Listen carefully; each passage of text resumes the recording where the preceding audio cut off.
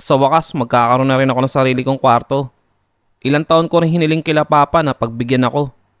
Excited kong nilinis at inayos ang dating kwarto ni Lolo. Sa unang gabi, may naririnig ako mga kaluskos.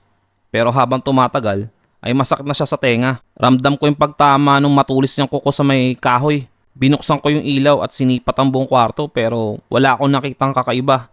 Kaya bumalik na lang ako sa pagtulog. Dumaan ang ilang linggo, normal naman ang lahat. O yun ang inaakala ko. Muli ko narinig yung kaluskos sa ilalim ng kama.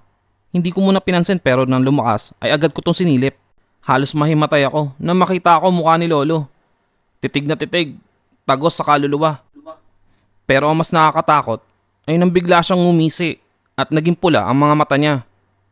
Lolo naman, hindi ba sabi nila huwag kang lalabas? Baka may makakita sa'yo. Sige ka,